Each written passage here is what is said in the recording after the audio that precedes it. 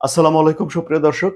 Vladimir পুতিনকে দেয়া মার্কিন প্রেসিডেন্ট ডোনাল্ড ট্রাম্পের আল্টিমেটামকে পাত্তাই দিচ্ছে না রাশিয়া। এই কথাটি জানিয়েছে রাশিয়ার একজন ঊর্ধ্বতন নিরাপত্তা কর্মকর্তা। এই নিরাপত্তা কর্মকর্তার নাম হলো দিমিত্রি মেদভেদেভ। তিনি একসময় রাশিয়ার প্রেসিডেন্টের দায়িত্ব পালন করেছেন। তিনি এই যে সামাজিক যোগাযোগ মাধ্যম যা টুইটার নামে পরিচিত ছিল, এখন একটি এক্স, সেখানে তিনি ইংরেজিতে একটা বার্তা দিয়েছেন।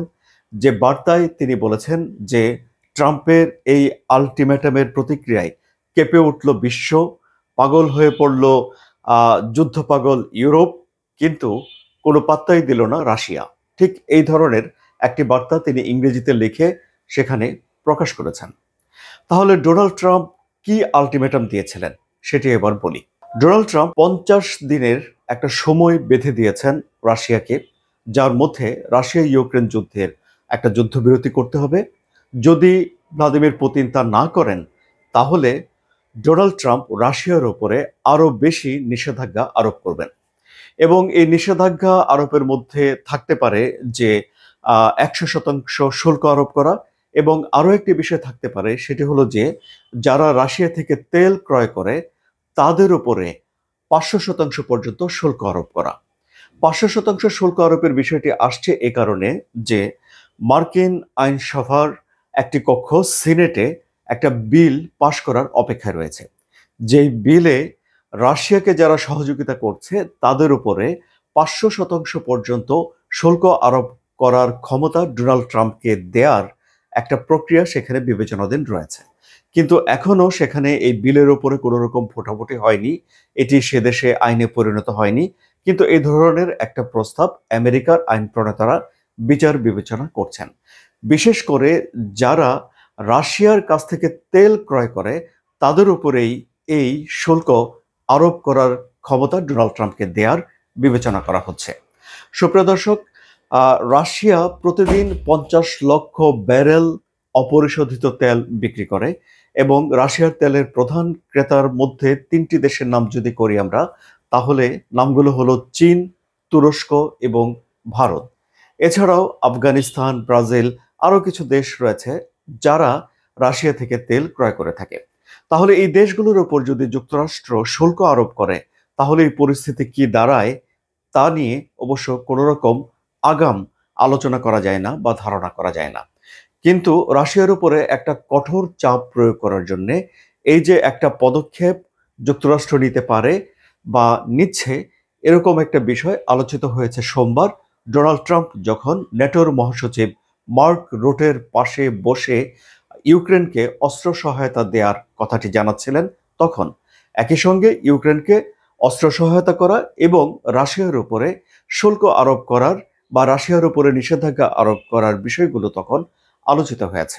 ডোনাল্ড ট্রাম্পের এই যে আলটিমেটাম বা সতর্ক বার্তা, এটি রাশিয়ার গণমাধ্যমে কিভাবে তুলে ধরা হয়েছে এবার সেটি নিয়ে আলোচনা করি। প্রথমেই বলে রাখছি যে ক্রেমলিনের তরফ থেকে সুস্পষ্টভাবে ডোনাল্ড ট্রাম্পের বক্তব্য নিয়ে এখনো কোনো প্রতিক্রিয়া জানানো হয়নি। তবে ক্রেমলিন এটি জানিয়েছে যে তারা মনে করে যুক্তরাষ্ট্র ইউক্রেনকে অস্ত্র সহায়তা করবে। রাশিয়ার টেলিভিশনগুলোতে ডোনাল্ড ট্রাম্পের বক্তব্যের একটি অংশকে হাইলাইট করা হয়েছে, যেখানে ডোনাল্ড ট্রাম্প বলেছেন যে প্যাট্রিয়ট ক্ষেপণাস্ত্র ইউক্রেনকে দেয়া হবে। সেখানে বরং আলোচনা করা হয়েছে যে এই প্যাট্রিয়ট ক্ষেপণাস্ত্র ইউক্রেনকে পাঠাতে কতদিন সময় লাগতে পারে, ইউক্রেন কতদিনের মধ্যে এই ক্ষেপণাস্ত্র পেয়ে নিজেকে রক্ষা করার জন্য প্রতিরক্ষা সাজাতে পারে, এবং রাশিয়ার এই যে যুদ্ধে অগ্রযাত্রা সেটি ফলো করে বরং সে নিউজে প্রচার করা হয়েছে। এবং রাশিয়ার একটি প্রভাবশালী পত্রিকায় হেডলাইন করে বলা হয়েছে যে ডোনাল্ড ট্রাম্প শান্তিরক্ষক হিসেবে নিজেকে জাহির করলেও এখন তিনি যুদ্ধে ইউক্রেনের পক্ষ অবলম্বন করছেন, এমন একটা অভিযোগ সেখানকার গণমাধ্যমে তুলে ধরা হয়েছে। কিন্তু বিবিসিকে একটা এক্সক্লুসিভ টেলিফোন সাক্ষাৎকার দিয়েছেন মার্কিন প্রেসিডেন্ট ডোনাল্ড ট্রাম্প। সেখানে তিনি বলেছেন যে ভ্লাদিমির পুতিনের সঙ্গে তার এখনই সবকিছু শেষ হয়ে যায়নি, অর্থাৎ তিনি এখনো রাশিয়া ইউক্রেন যুদ্ধ বন্ধের বিষয়ে আশাবাদ দেখেন। যদিও ডোনাল্ড ট্রাম্প মার্ক রুটের সঙ্গে বৈঠকের সময় ভ্লাদিমির পুতিনের সমালোচনা করেছিলেন এবং তিনি বলেছিলেন যে ভ্লাদিমির পুতিনকে তিনি হত্যাকারী বলতে চান না, যা জো বাইডেন একসময় বলেছিলেন, বরং ভ্লাদিমির পুতিনকে তিনি কঠোর মানুষ হিসেবে বলতে চান বা চিহ্নিত করতে চান। কিন্তু এখন দেখা যাচ্ছে যে ডোনাল্ড ট্রাম্প এখনো আশাবাদী যে একটা শান্তি চুক্তি হতে পারে। কিন্তু শান্তি চুক্তি নিয়ে যে আলোচনাই হোক না কেন, সেখানে ভ্লাদিমির পুতিন এই বিষয়টি পরিষ্কার করে দিয়েছেন যে চুক্তি হতে হবে তার শর্ত অনুযায়ী। অর্থাৎ এই যুদ্ধের মূল কারণগুলো কি সেগুলো দূর করা এবং যেসব শর্তগুলো রাশিয়ার তরফ থেকে দেওয়া হচ্ছে সেসব শর্ত পালন করা হলেই যুদ্ধবিরতি হতে পারে, এই বিষয়টি রাশিয়ার তরফ থেকে পরিষ্কার করে দেওয়া হয়েছে।